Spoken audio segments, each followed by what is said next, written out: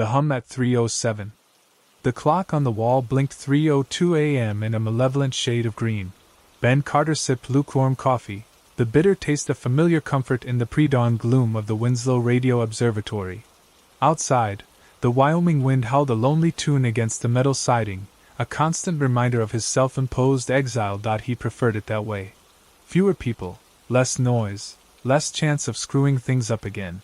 His job was simple: monitor the automated systems, log anomalies, and occasionally perform maintenance on the aging antennae array that stretched across the high desert like skeletal fingers. Tonight, nothing but static and the usual cosmic background radiation. He was half tempted to try and pick up some late-night broadcasts from Denver, just to hear a human voice other than his own echoing in his skull. He glanced at the spectrum analyzer, a complex dance of lines and peaks across the screen. Nothing unusual. He stretched, his joints protesting the long hours spent hunched over consoles. The coffee wasn't helping. It just amplified the dull ache behind his eyes. 3:06 a.m. He leaned back in his chair, closed his eyes for a moment, and imagined the sunrise painting the snow-capped peaks in shades of rose and gold. It was the one thing he missed about city life: the anonymity. Out here, every sunrise was a judgment. Another day he had to face alone with his mistakes. Then it started. A low hum, almost subsonic, vibrating through the floorboards and up into his teeth. It wasn't the usual electrical hum of the equipment. This was deeper, more resonant, like the thrum of a giant engine idling just beyond the horizon. Ben bolted upright, his heart hammering against his ribs. He scanned the monitors, but everything appeared normal. No spikes, no unusual frequencies. Just the hum, growing steadily louder. He checked the main power feed, suspecting a surge. The readings were stable. He ran a diagnostic on the antennae array, his fingers flying across the keyboard. Everything came back clean. 3:07 a.m. The hum reached a crescendo, filling the room, vibrating his bones. And then, cutting through the static, a voice, not loud, not clear, but undeniably there. Ben! He froze. He hadn't heard his name spoken aloud in weeks. The voice was familiar. Distorted, but familiar. Like a memory struggling to surface. He ripped off his headphones, convinced he was imagining things, that the isolation was finally getting to him. Silence. Just the wind and the low thrumming of the building's ventilation system. He took a shaky breath. Trying to rationalize what he had heard. It had to be interference. Some kind of freak signal bouncing off the ionosphere. He chased stranger anomalies than this. He put his headphones back on, adjusted the frequency, and ran another diagnostic. Still nothing. The spectrum analyzer showed no unusual activity. Just the baseline hum, a flat line across the screen. Crazy, he muttered to himself, running a hand through his already disheveled hair. You're going crazy, Carter. He forced himself to focus, meticulously logging the event in the station's logbook. Unidentified low-frequency hum detected at 3:07 hours. Possible source: atmospheric disturbance or equipment malfunction. Investigation pending. He knew it was a weak explanation, a way to dismiss what he had heard. But he couldn't afford to dwell on it. He had a job to do. He poured himself another cup of coffee, the bitter liquid doing little to dispel the lingering unease that had settled in his gut. He checked the external cameras. The antennae stood stark against the pre-dawn sky, unwavering in the wind. He zoomed in on one of the dish antennae. Watching the subtle sway. He noticed something that made him pause. At the base of the antenna, near the feed horn, something was glinting in the weak light. A reflection, perhaps? He zoomed in further, trying to get a better look. The image flickered, distorted, then resolved itself. It wasn't a reflection. It was a small, metallic object, attached to the antenna. He couldn't make out what it was, but it definitely shouldn't be there. He saved the image, marked it for further investigation, and closed the camera feed. He needed to get out there, check it out. But something held him back. A prickling sensation at the back of his neck, a feeling that he was being watched. He looked around the control room, his gaze darting to the windows. Nothing. Just the vast, empty expanse of the Wyoming desert. He told himself it was the coffee, the lack of sleep, the residual effect of the strange signal. But deep down, he knew something was wrong. terribly wrong.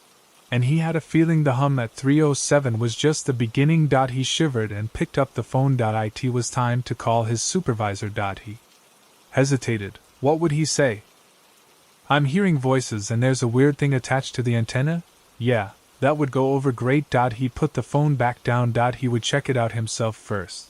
Then, if he was still alive to do so, he would make the call. Whispers across the world. The insistent chirping of Ben's phone dragged him from a fitful sleep. He squinted at the screen. A flurry of missed calls from his old supervisor at SETI, Dr. Eris Thorne. He groaned, rubbing grit from his eyes. Thorne never called unless something was catastrophically wrong, or astronomically interesting. Usually both. He fumbled with the phone, answering on the fourth ring. Thorne, what's going on? Thorne's voice was tight, bordering on frantic. Ben, are you seeing this, globally? Seeing what? I just woke up. Something happened last night, at the observatory. Ben hesitated, reluctant to divulge the details of the previous night's events. Never mind that now. Turn on the news, any news. It's chaos. Thorne hung up abruptly. Ben, still groggy, switched on the small television in his cramped living quarters.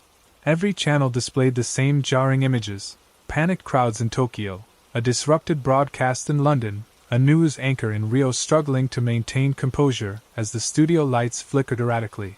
The common thread, a wave of inexplicable audio disturbances, described as a low, pervasive hum followed by voices. A CNN reporter, her voice trembling slightly, reported, authorities are scrambling to understand the source of these anomalies. We are receiving reports from every corner of the globe, individuals claiming to hear their names spoken, sometimes by loved ones, sometimes by other voices. Ben's blood ran cold. The voice. His name. Last night. It wasn't just him. This was global. He clicked through channels. The BBC showed footage of a government spokesperson, pale and sweating, assuring the public that the situation was under control, attributing the disturbances to atmospheric anomalies and mass hysteria fueled by social media. Ben scoffed. Mass hysteria? This was something else entirely. He grabbed his laptop, his fingers flying across the keyboard. Social media, Thorne had said. He navigated to Twitter. The trending hashtags were a maelstrom of fear and speculation.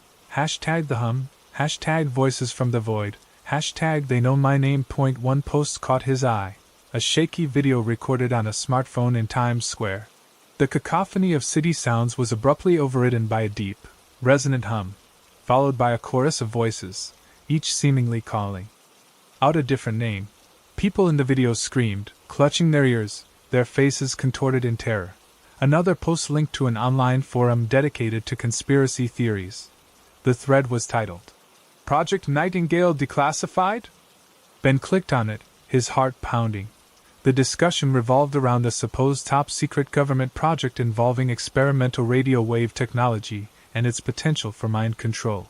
Ben dismissed it as the ramblings of paranoid minds, until he saw a comment referencing the Winslow Radio Observatory. The comment read, They're using the Winslow array as a transmitter. It's all connected. Wake up, sheeple! He slammed the laptop shut, a wave of nausea washing over him. The government was involved. They knew about the signal. They were trying to cover it up. But why? And what was the significance of the Winslow Observatory? He glanced at the window, his gaze drawn to the massive antennae silhouetted against the brightening sky. The metallic object, still attached, glinted ominously in the morning light. He felt a prickling sensation on the back of his neck, the distinct feeling of being watched. He had to do something. He couldn't just sit here and wait for the world to unravel. He had to find out what was happening, even if it meant risking everything. He started typing an email to Dr. Thorne, his fingers trembling, a desperate plea for help amidst the rising global panic. Before he could hit send, the low hum filled the room, growing louder, resonating in his bones. He looked at the screen. The email vanished. In its place, a single line of text appeared. Ben, we know you're there. The vanishing news reports painted a fractured, bewildering picture. A local anchor, her face bleached by studio lights, stumbled through a bulletin about unexplained disappearances, rippling across Denver. A shaky cell phone clip showed a woman, mid-sentence, simply ceasing to be her final syllable hanging in the air, leaving onlookers dumbfounded. Then, static. Ben frantically cycled through channels, each story more unnerving and outlandish than the last. People were not fleeing, not kidnapped, but asterisk. Evaporating star. He slammed his laptop closed. Thorne's personalized message, a thinly veiled threat, searing his memory. This wasn't a mere anomaly, a cruel joke, or some quirk of nature. This was deliberate, purposeful, sinister. The Winslow Observatory exuded a deeper chill than usual, its metal shell radiating a palpable dread. The equipment's habitual hum, normally a soothing drone, now vibrated with a disquieting energy. He fought the impulse to glance over his shoulder, his nape crawling with a premonition. He wrestled to zero in on the data streams flowing from the array. The customary static and cosmic whispers punctuated by that recurring pulse, the soundtrack to his waking torment. Now, though, a voice wormed its way in, growing insistent. A faint murmur at first, a spectral whisper at the periphery of his hearing. He dismissed it as exhaustion, sheer stress. Yet, it intensified. It wasn't a voice any longer. It was his name, chanted in a chorus of familiar tones. A chum from childhood, a long-ago teacher, his grandfather's gravelly bass. Each utterance a tug, a yearning towards something unseen, something beyond the pale. He seized the console's edge, knuckles bone white. This isn't real, he croaked, anchoring himself to the tangible, the dials, the switches, the blinking choreography of the equipment. Just interference. Then it sliced through the din, ringing clear as cathedral bells. Benny? The diminutive, an echo of his youth, struck him like a physical blow. His breath snagged. His vision swam. That voice, he knew it intimately, more deeply than his own. His mother. Benny, sweetheart, come home. The words dripped with a tenderness absent from his life for years, not since the accident, since the blame had become his burden, since he'd laid her to rest. He reeled backward, sending a stack of printouts tumbling. The papers cascaded across the floor, a disarray that mirrored the turmoil within. His heart hammered a frantic tattoo against the rising tide of longing. No, he gasped, shaking his head violently. No, impossible. He knew it defied logic. He'd identified the body, attended the service, carried the weight of her absence like a leaden weight within him for a decade. But the voice lingered, a gentle, persistent beckoning, a siren's call toward jagged shores. I miss you, Benny. We all do, come home. He clamped his eyes shut, pressing his palms against his ears, but the voice bored inward, resonating within his skull. He saw her then, vivid and bright, her warm smile, the delicate crinkles around her eyes. The image that haunted his sleep, now weaponized, turned against him. He staggered toward the door, the control room swirling. He had to flee. He had to outrun the voice, the memories. The crushing gravity of sorrow. As he grasped the handle, a glimpse of his reflection arrested him in the dark glass of a monitor. His pupils were blown wide, luminous with a desperate, pleading spark, and within that light, something else. A flicker not his own, something ancient and dark, staring back. The same look now resided in his mother's spectral gaze. He wrenched the door open and stumbled into the hall, the voice now echoing behind, amplified to engulf the observatory. Come home, Benny. We're waiting. Skepticism and doubt. The fluorescent lights of the Winslow Observatory hummed, a banal counterpoint to the terrifying symphony in Ben's head. He found Sarah in the break room, hunched over a lukewarm cup of coffee, her brow furrowed as she scanned schematics. The air smelled of stale coffee and the faint ozone tang of the aging equipment. Sarah, he began, his voice a dry rasp. She looked up, her expression guarded.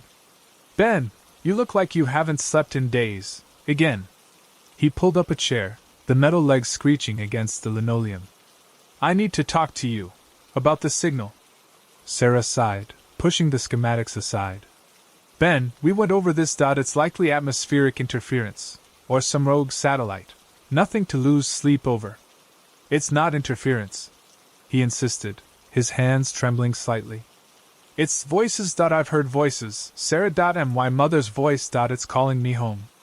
Sarah's skepticism hardened into a clinical detachment. She leaned back, studying him with the appraising gaze of a scientist examining a flawed specimen. Ben, you know your mother passed away years ago. Grief can manifest in strange ways. I know she's gone, he snapped, the rawness of his loss momentarily overriding his fear. But it sounded like her, clear as a bell, and the pulse. It's getting stronger. It's like it's targeting me. He described the chorus of voices, the way they weaved in and out of the static, the specific inflection of his mother's voice when she used to call him Buddy. Sarah listened, her face an unreadable mask. Have you considered talking to someone? She asked finally, her voice laced with concern that felt more like pity. A therapist, maybe? The isolation up here can't be helping. Ben felt a surge of anger. You think I'm crazy? I think you're stressed and overworked, she countered, her voice softening slightly. And you're projecting. This observatory, this job, it was your mother's dream. Of course, you're hearing things that remind you of her. He wanted to grab her, shake her until she understood, until she saw the fear that was consuming him. But he knew it was pointless. Sarah was a creature of logic, of empirical evidence. Ghosts and spectral voices were not in her realm of understanding. Just listen to the recording again, he pleaded, his voice now a desperate whisper. Please, just listen. Sarah hesitated, her gaze flickering between him and the recorder on his belt. She knew how much this meant to him, and she knew, deep down, that Ben wasn't prone to flights of fancy. All right, she said, finally relenting. I'll listen to it again. But Ben, if it's just static, you need to consider other explanations. He watched as she put on her headphones, her brow furrowing as she focused on the recording. He could see the skepticism etched on her face, the rigid set of her jaw. Minutes stretched into an eternity, the only sound the faint hiss of the headphones. Finally, she took them off, her expression still unreadable. It's odd, she admitted reluctantly. There are anomalies, but it could still be explained by equipment malfunction.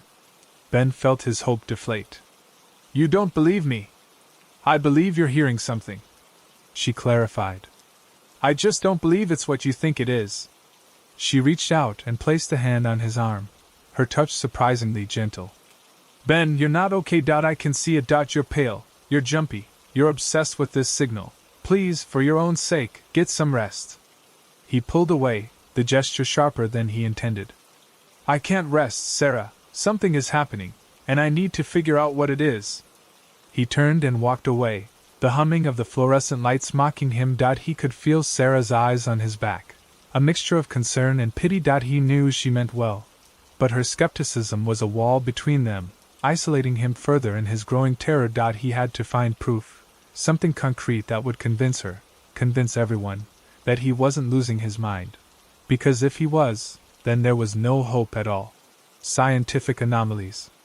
Sarah stared at the spectrogram, the colored bands dancing across her monitor like a bizarre aurora borealis. Ben's insistent ramblings about his mother's voice still echoed in her mind, a discordant counterpoint to the scientific data she now confronted. She'd promised him she'd look, primarily to appease him, to perhaps offer a rational explanation that would ground him. Now, hours into the analysis, rationality seemed to be slipping away. The signal, designated AX42 by Ben, pulsed with an unnerving regularity. That wasn't the anomaly. The anomaly was everything else. Its bandwidth fluctuated wildly, exceeding the theoretical limits of known transmission methods. Energy spikes appeared and vanished, violating the principle of conservation of energy, flickering like phantoms within the data stream. Sarah adjusted the gain on her audio interface. The rhythmic hum filling the small lab.it was a constant, underlying tone, almost hypnotic. She ran it through a complex algorithm designed to isolate individual vocal signatures. The results were disturbing. The program identified multiple voices embedded within the signal, layered and overlapping. Most were unintelligible, whispers lost in the static. But one, clearer and more resonant, sent a chill down her spine. It was a woman's voice, undeniably. And while Sarah couldn't discern specific words, the inflection, the cadence, it felt intimately familiar, like a half-forgotten memory surfacing from the depths of her subconscious. She checked the signal's origin point again. Winslow Radio Observatory. But the signal wasn't originating from the observatory itself. It was emanating from within its historical data archives, seemingly imprinted on decades-old recordings. That was impossible. Radio waves didn't work that way. Frustration tightened her jaw. She hated anomalies, things that defied explanation. They mocked her, challenged her carefully constructed worldview. She ran another diagnostic, this time focusing on the signals. Apparent ability to phase shift, to appear and disappear from different frequency bands simultaneously.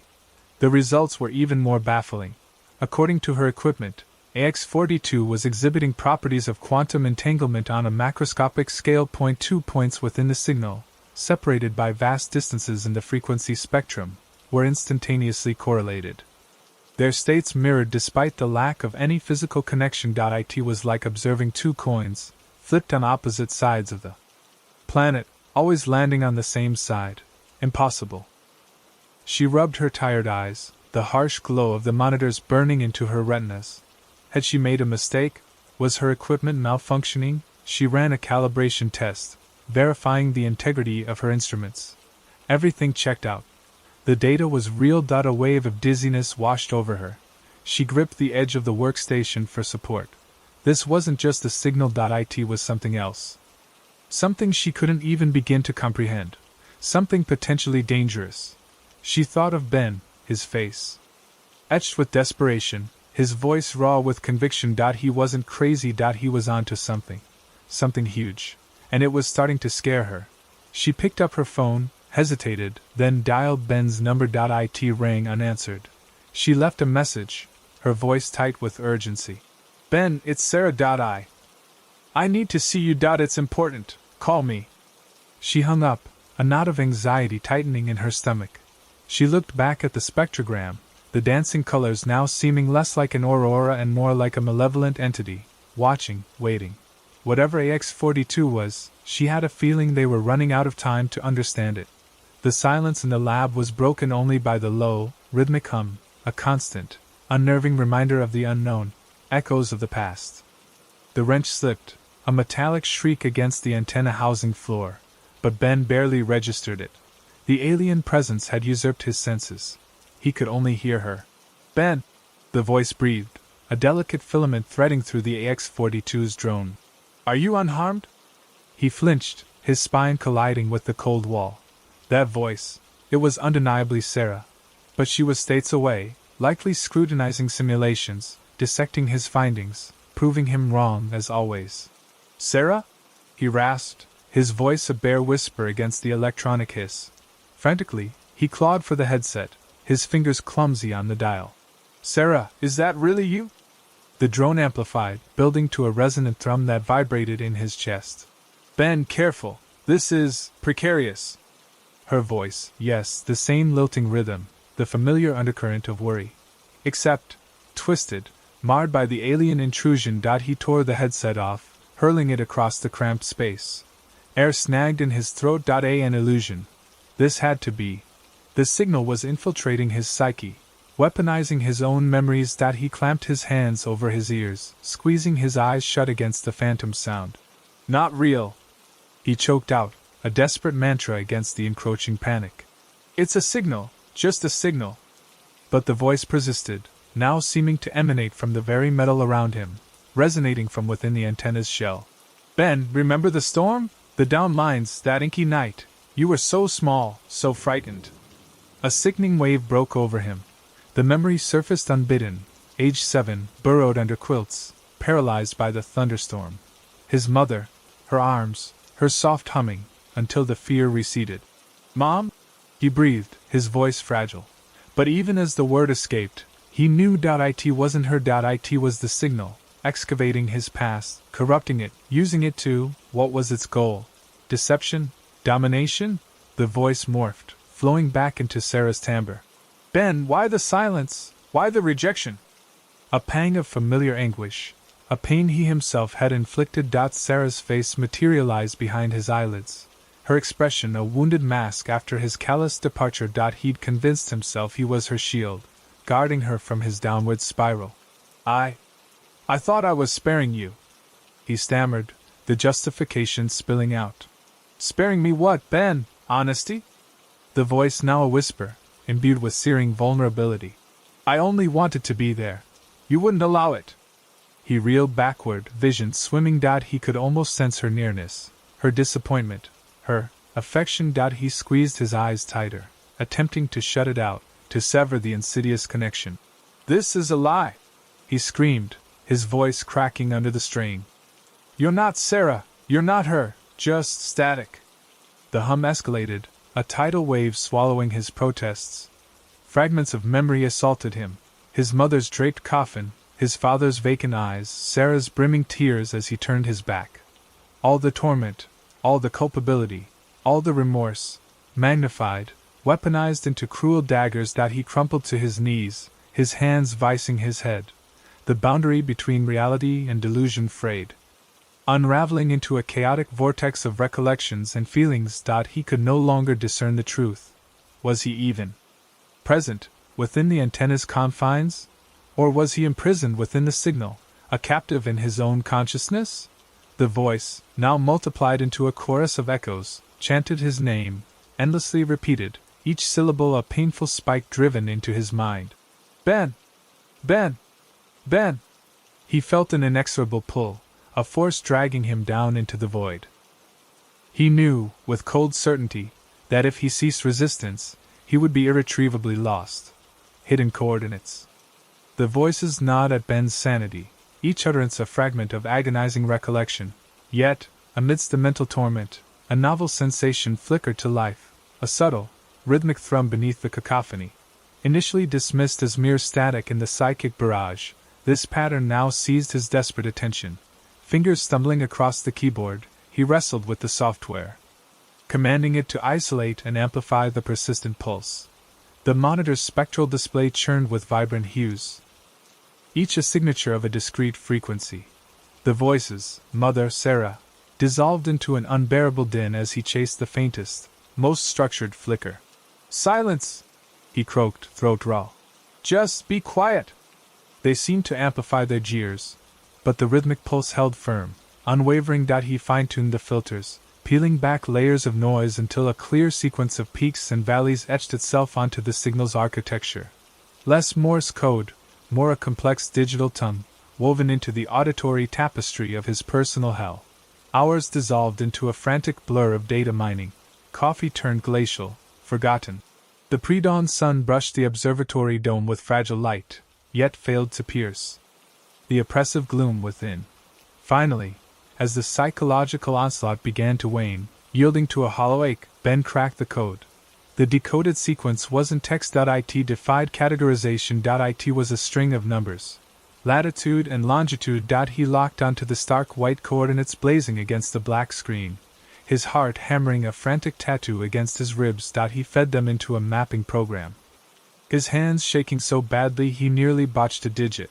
The software spun, located the point. A desolate stretch of Siberian wilderness. No significant settlements.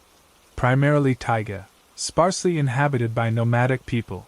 Nothing to justify technology advanced enough to broadcast a signal capable of reaching everywhere. He zoomed in, studying the satellite imagery. The land was raw, uncompromising. Rolling hills cloaked in impenetrable green. Meandering rivers carved paths through the landscape.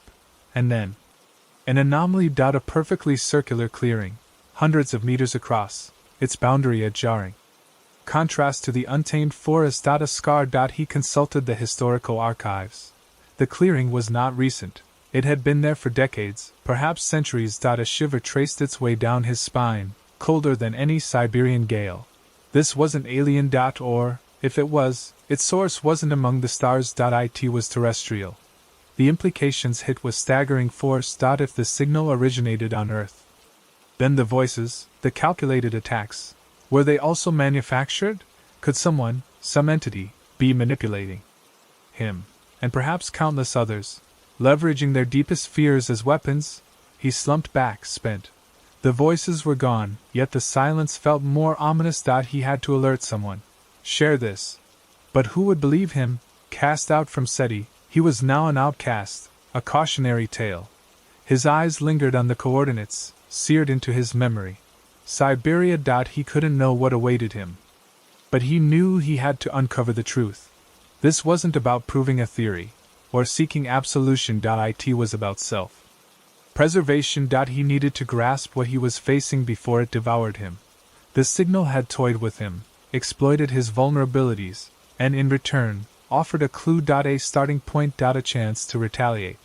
The journey begins. The rhythmic pulse still hammered in Ben's skull, a relentless counterpoint to the frantic thrum of his own blood. Siberia. The coordinates burned behind his eyelids, each latitude and longitude a brand marking him for a journey he couldn't refuse. Ben, you can't be serious, Sarah said, her voice sharp, slicing through the tension that had been building in the control room. The sickly green glow of the monitors illuminated the disbelief etched on her face. Siberia? That's insane. It's what, you're going to just pack a bag and head into the frozen wasteland based on a coded message from who knows what?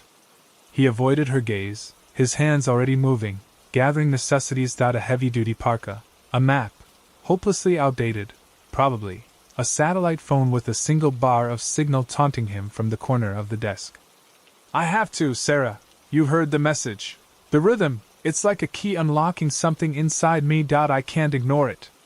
Ignore it? Ben, it's manipulating you, don't you see? It's feeding you this quest, this delusion. Staying here, figuring this out together, that's the only logical thing to do. She stepped closer, her voice softening, laced with a concern that momentarily cracked his resolve. Please, Ben. Don't do this. Think about what you're throwing away. He stopped packing, his shoulders slumping. He looked at her, really looked, and saw the genuine fear in her eyes, the worry etched around her mouth. He knew she was right, logically. Staying was the smarter option. But the rhythmic pulse, the insidious voice that now whispered just below the threshold of hearing, wouldn't let him. I don't have a choice, Sarah. This isn't about logic anymore. It's about survival. He fumbled with the straps of his backpack, avoiding her touch. If I stay, it'll consume me. I can feel it. I have to understand where it's coming from, what it wants. And you think running halfway across the world is going to help? Sarah's voice rose again, tinged with frustration. You're walking right into their trap, Ben. Whoever is behind this, they want you to go there. He knew she was right. Every instinct screamed at him to stay, to hide, to fight this thing from the relative safety of the observatory. But another, more primal instinct, fueled by the rhythmic pulse and the whispers in his mind, demanded action. Maybe, but maybe, just maybe, I can turn the tables on them. Find out who they are, what they're doing, and stop it. He shouldered the backpack, its weight a familiar, grounding presence. He grabbed a heavy flashlight from the wall. I've left you everything I've found.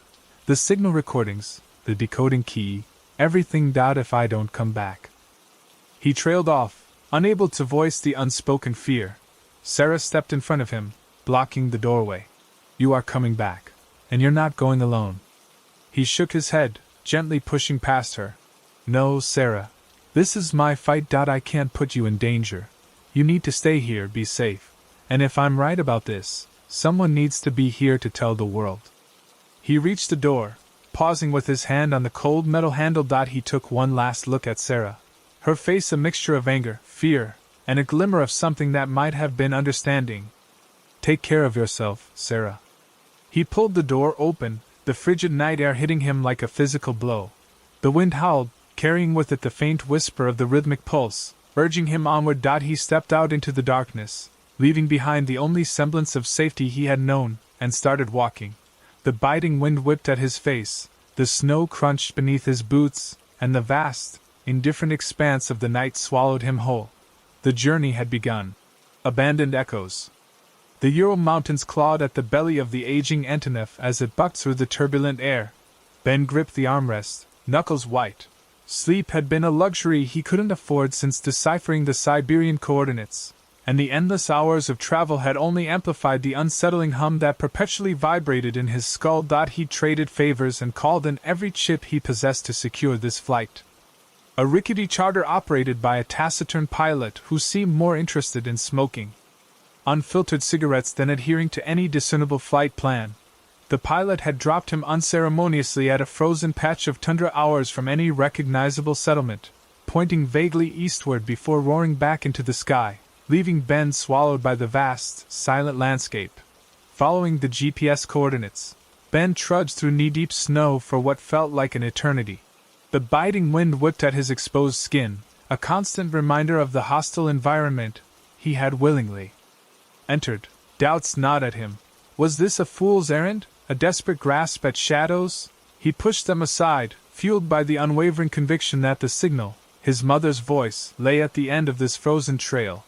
Finally, through the swirling snow, a dark shape emerged, a skeletal silhouette against the pale sky. It was a research facility, or what remained of one. Buildings, once imposing, now sagged under the weight of years of neglect and brutal winters. The perimeter fence was breached in multiple places, twisted metal reaching skyward like broken fingers. He approached cautiously, the silence broken only by the crunch of his boots on the snow. The main building loomed before him, its windows dark and empty, like vacant eyes staring out at the desolate landscape. Rust-colored stains streaked down the concrete walls, hinting at a history he couldn't yet grasp. Inside, the air was thick with the smell of decay and dampness. Dust motes danced in the faint light filtering through shattered windows. The floor was littered with debris, broken glass, rusted metal, tattered documents. A thick layer of frost coated every surface. He moved deeper into the building, his flashlight beam cutting through the gloom. Rooms branched off a central corridor, each revealing a different facet of the facility's past. One room was filled with the skeletal remains of scientific equipment, corroded metal frames, shattered vacuum tubes, and tangled wires. A control panel, its gauges long since broken, was etched with Cyrillic labels, their meaning lost to time.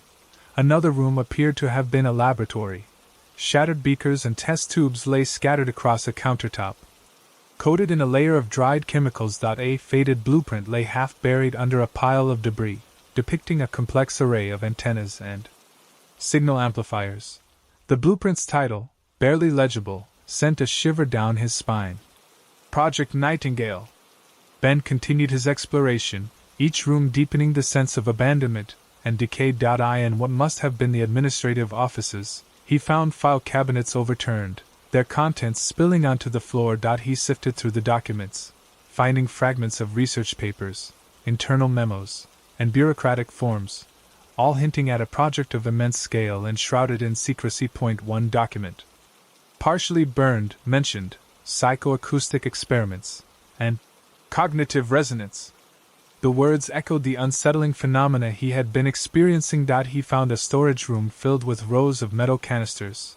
Many were empty, but some remained sealed, their labels faded and unreadable. He wrestled one open, the rusty hinges groaning in protest. Inside, nestled in foam padding, was a device that looked vaguely like a headset, wires sprouting from it like tentacles. As he touched it, a faint hum resonated through the room, a familiar pulse that made the hairs on the back of his neck stand on end. It was the same rhythmic pulse he'd been hearing in the signal. He quickly dropped the headset back into the canister, his mind reeling. He had found something tangible, something that confirmed his worst fears. This place wasn't just abandoned, it was buried, deliberately erased from memory. But why? And what secrets did it still hold? As darkness deepened, casting long shadows across the ruins, Ben knew he was not alone. The hum in his head intensified, a constant reminder of the signal, of his mother's voice, and of the unknown force that had lured him to this desolate place. He was no longer just searching for answers. He was walking into a trap, and the walls were closing in. Secrets in the static. The amplified drone hammered at Ben's cranium, an invasive force threatening to unravel his thoughts. He tore off the headset, gulping down air thick with the scent of iron and rot.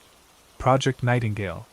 The phrase resonated within him, a spectral siren song. He needed to understand its significance, the atrocities committed within these walls. He ventured further into the complex, his flashlight beams slicing through the stifling gloom. The temperature plummeted, a frigid caress on his bare skin. He discovered a room ravaged by chaos, toppled desks and papers strewn about, the aftermath of a hurried departure, or a violent upheaval. Uprighting a scarred desk, its surface marred by old stains, he began sorting through the scattered documents. Most were illegible, ruined by water and age. Then, he unearthed a bound ledger, its pages remarkably intact. The title, penned in faded script, sent a shiver down his spine. Acoustic Parameters, Subject Analysis. He opened the book, his pulse quickening. The entries were terse, clinical, detailing experiments performed on human subjects. Descriptions of sound frequencies and their consequences, inducing elation, instilling terror, manipulating memories. Each notation was a chilling testament to the extremes someone had reached in the pursuit of sonic dominion. An entry, dated mere weeks before the facility's alleged shutdown, seized his attention. Subject 734, Significant Progress. Consciousness Projection. Via focused sonic resonance showing promising results. Stabilization of transference matrix necessitates additional experimentation. Consciousness projection. Was this the mechanism behind it all? Projecting voices, controlling thoughts, pushing individuals past the brink? The drone, the signal, it was all coalescing. This wasn't extraterrestrial. It was human ingenuity, twisted and corrupted. He thumbed through more pages, uncovering diagrams of intricate circuitry, blueprints for devices that seemed to defy the known laws of physics. Oscillators vibrating at supersonic levels, amplifiers capable of generating unprecedented power. One schematic was labeled Neural Entrainment Device. A rough sketch of what appeared to be a modified headset. The design registered. It resembled the headset he'd discovered, the one amplifying the drone. However, this diagram displayed supplementary components, electrodes engineered for direct brain interface. A wave of sickness churned in his stomach. He located another ledger, this one dedicated to personnel. Most of the names were unfamiliar, but one leaped out. Dr. Eleanor Albright. His mother. The revelation struck him with stunning force. She wasn't merely involved, she was a linchpin. A maelstrom of emotions, grief, betrayal, bewilderment, threatened to engulf him. He had always pictured his mother as a victim of circumstance, a casualty of the government's penchant for secrecy. Yet, the evidence was mounting against that belief. She hadn't been silenced. She had been an accomplice. Had she possessed knowledge of these activities? Had she sanctioned these experiments?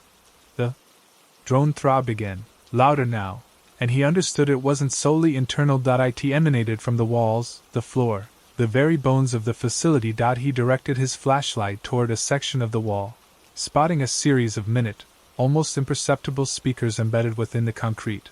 The entire complex was a weaponized construct.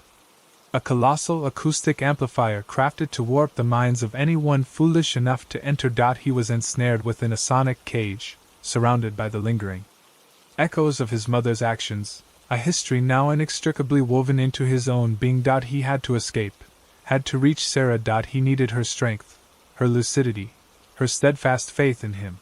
But as he pivoted to leave, a novel sound pierced the drone, a voice, soft yet distinct, reverberating through the corridors. Benjamin. His blood iced over. It was his mother's voice, the architect of voices. The drone escalated, a thrumming deep in Ben's bones that left a coppery taste on his tongue. He navigated the decaying laboratory, the schematics clutched tight, a chilling testament to his mother's obsessions rather than any source of comfort. Then, he froze. Dr. Alistair Albright, his grandfather, stood illuminated by the spectral cerulean light of a central array. Time seemed to have bypassed him entirely. His gaze as piercing and frigid as the Arctic winds howling outside. A pitiless smile curved his lips. Benjamin, he greeted, his tone utterly devoid of affection. Precisely when expected. How punctual. Ben gasped, his breath catching in his throat. You knew I'd come? Predictable, really. Eleanor possessed a certain theatrical flair, a trait clearly inherited. Your persistence was inevitable. He indicated the console with a flourish. Behold, Benjamin, the culmination of decades. A chorus of minds. Ben's gaze swept over the intricate matrix of dials and shimmering displays, a horrifying understanding solidifying. This is the source, isn't it? The origin of the signal. Precisely. Project Nightingale has blossomed. Its melody now graces every corner of the earth. Albright turned back, fine-tuning a control with meticulous care. A global concert, harmonizing thought itself. You're mad. Ben choked, the words lost in the escalating thrum. It's a weapon, mind control. Albright chuckled, a brittle, unsettling sound. Control? Such a pedestrian notion, Benjamin. Consider it guidance. Alignment. We offer humanity transcendence from its mundane conflicts, its self-destructive urges. Evolution into something greater. Greater how? Subjugated? Enslaved? Ben edged forward, fists tight. My mother, she helped you construct this. Albright's smile deepened. Eleanor was invaluable. A magnificent intellect, tragically lost. But her contributions endure, woven into the very fabric of the signal. Like me, she understood the untapped potential within the human psyche. An orchestra yearning for a conductor. Ben's mind reeled. The drone intensified, voices murmuring his name, his mother's a distinct thread within the chorus. He fought to ground himself, to claw his way back to reality. You're exploiting her, distorting her memory, her voice to bend people to your will. Exploitation is such a harsh descriptor. Envision it as persuasion. A subtle nudge towards a more enlightened future. One where individuality dissolves into the collective good. Imagine, Benjamin, a world devoid of strife, suffering, the messy anarchy of free will. A world without agency. Ben retorted, his voice gaining strength. A world populated only by puppets, all dancing to your tune. Albright sighed, a shadow of impatience flitting across his features. You lack vision, Benjamin. You cling to antiquated ideals of freedom and autonomy, illusions, distractions that hobble humanity's ascent. My mother wouldn't condone this. Ben insisted, a tendril of doubt snaking into his resolve. He recalled the clandestine hours in her laboratory, the hushed tones, the secrets that cloaked her pursuits. Had he genuinely known her at all? Albright's head tilted, his eyes gleaming with unnerving amusement. Eleanor grasped the necessity of sacrifice. She knew progress demanded bold leaps, even if those leaps crushed a few sensibilities. Or a few minds. He returned his attention to the console, his fingers performing a delicate ballet across the surface. The signal is building to its apex. Soon, final integration will commence. Humanity will realize its ultimate potential, and you, Benjamin, will be among the first to witness the dawn. Ben surged forward, desperation eclipsing caution. He had to stop him, sever the connection, silence the signal before it was too late. But as he reached for the console, a sickening wave assaulted him, and the drone swelled into a deafening crescendo. His mother's voice resonated within his skull, louder now than ever. Ben. Come home. He staggered, his vision fragmenting. Albright watched, a look of smug satisfaction on his face. Resist if you must, Benjamin. But ultimately you will join us. You will resonate within the symphony, disrupting the frequency. The air crackled, not just with the residual energy of Albright's machine, but with an almost tangible tension. Ben fought the humming in his skull, the siren song of familiarity that threatened to drown him. He gripped the cold steel of a wrench, his knuckles white. He's using her, Sarah. He's using Mom's research to control everyone. A voice, sharp and clear, sliced through the static. Ben, what in God's name is going on? Sarah. He hadn't expected her so soon. Hope flared, quickly followed by a stab of fear. He had to get her out of here. Sarah, get back to the car, it's not safe. He heard the crunch of gravel outside the laboratory. Not a chance. I tracked your phone.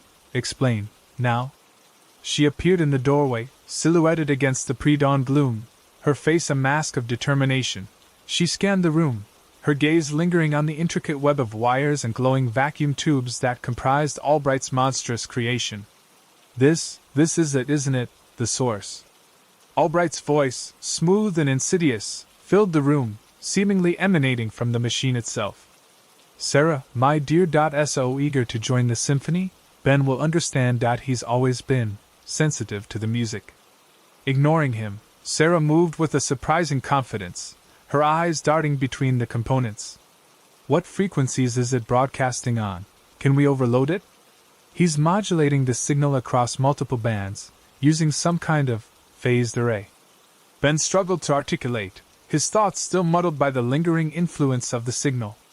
It's designed to bypass conventional jamming techniques. There's always a way, Sarah said, her voice unwavering. She pulled a small multi-tool from her jacket pocket and began examining the central processor unit, a hulking mass of vacuum tubes pulsating with an eerie blue light. We need to disrupt the harmonic resonance. Find the primary oscillator. Working together, they moved with a frantic energy, their movements a desperate dance against the encroaching tide of Albright's control. Sarah identified a series of feedback loops designed to amplify the signal, while Ben, drawing on his years at SETI, recognized the telltale signs of a nonlinear processing algorithm. He knew this tech. His mother had designed it. If we sever the connection to the antenna array, Ben yelled over the rising hum, we might be able to contain the signal locally. Sarah nodded, her brow furrowed in concentration. There, that cable, cut it. Ben hesitated. Severing the connection meant more than just disrupting the signal. It meant severing the link to the voices, to his mother, to the echoes of loved ones lost. He looked at Sarah, her gaze unwavering, and knew what he had to do. With a deep breath, he raised the wrench and brought it down on the thick cable, severing it with a shower of sparks. The humming intensified for a moment, then abruptly ceased. The blue glow of the vacuum tubes flickered and died, plunging the room into near darkness. The silence was deafening. The absence of the voices was even more profound. It was as if a part of him had been surgically removed, leaving a raw, aching void. He stumbled, reaching out to steady himself against the cold metal of the machine. Ben? Sarah's voice was laced with concern. Are you all right? He looked at her, his eyes searching her face. He saw concern, but also a flicker of something else, respect, perhaps. It's gone, he whispered, his voice hoarse. All of it. Albright's voice, distorted and weak, crackled from a nearby speaker. You fools, you haven't stopped anything. You've merely delayed the inevitable. The harmony will prevail. But Ben didn't hear him. He was too busy grappling with the silence, the emptiness, the terrifying realization that he was truly, utterly alone, but free. Echoes of a new dawn. The silence that followed was deafening, not the absence of sound, but an active, throbbing void where the symphony of whispers had been. Ben stood frozen, his hand still gripping the severed cable. The phantom weight on his chest, the suffocating pressure of Albright's imposed harmony, lifted. He felt empty. Sarah watched him, her own breath held captive in her lungs. The monitors, once a chaotic dance of waveforms, had flatlined. The air in the control room, thick with static and dread just moments before, now felt clean, almost sterile. She approached cautiously, her boots echoing on the metal floor. Ben? She asked, her voice barely a whisper. He blinked, his eyes unfocused. He looked at the cable in his hand, then at Sarah, a flicker of recognition struggling to ignite in his gaze. It's gone, he said, his voice raspy. The voice, it's gone. Outside, the world seemed to hold its breath. Then, a siren wailed in the distance, followed by another, and another, until the night air vibrated with the urgency of their calls. They weren't the familiar tones of the local constabulary, these were sharper, more insistent. What's happening? Ben asked, his confusion palpable. Sarah moved to the communication panel, patching into local news channels. The reports were fragmented, chaotic. People were appearing, seemingly out of nowhere, in parks, on streets, in their homes. They were disoriented, confused, their memories fractured. The vanished, returned. The broadcast showed a woman in a hospital bed, her face pale and drawn. She spoke in a monotone, her eyes vacant. I was somewhere else. I don't know where. There was music and voices telling me things. Ben swayed slightly, and Sarah reached out to steady him. It's them, Ben. It's everyone who disappeared. Days blurred into weeks. The world struggled to comprehend the inexplicable return of the missing. Governments scrambled to contain the narrative, offering explanations that ranged from mass hysteria to elaborate hoaxes. But the return knew something was wrong. They spoke of a shared dream, a disturbing symphony, a feeling of being controlled. Ben and Sarah, however, knew the truth. They worked tirelessly, piecing together the fragments of Project Nightingale, tracing the signal's origin. documenting Albright's insidious work. They shared the information with journalists, academics, anyone who would listen. The media, initially wary, began to investigate, drawn by the sheer scale and strangeness of the event. The Winslow Radio Observatory became their sanctuary, a place where they could analyze the data, strategize, and find solace in each other's company. The weight of what they knew was immense. But they carried it together. One evening, as the sun dipped below the horizon, painting the sky in hues of orange and purple, Ben sat at his desk, staring at a photograph of his mother. Sarah entered, carrying 2 mugs of coffee. "Penny for your thoughts?" she asked softly. He looked up, a sad smile playing on his lips. "Just thinking about her. Wondering if she ever realized what Project Nightingale would become." Sarah placed a mug in front of him. "She was trying to help people, Ben. Albright twisted her research. That's not on her, it's on him." He took a sip of the coffee, the warmth spreading through him. "I know, but it's hard not to feel responsible. Like I should have seen this coming." Sarah sat beside him, her shoulder brushing against his. "You stopped him, Ben. You saved countless lives. That's what matters." They sat in silence for a moment, watching the sky deepen into twilight. The air was still, the only sound the gentle hum of the observatory equipment. "What happens now?" Ben asked, his voice barely audible. Sarah turned to him, her eyes filled with determination. "Now we expose the truth. We make sure this never happens again. And then, we build a future. Together." He looked at her, really looked at her, and saw not just a brilliant scientist, but a partner, a friend, someone who understood the darkness he had faced and had chosen to stand beside him. He reached out and took her hand, his fingers interlacing with hers. "Together," he echoed, a sense of hope flickering in his heart. The echoes of the voices may have faded, but the memory of their manipulation would forever fuel their fight for truth. The dawn was new and uncertain, but they would face it together.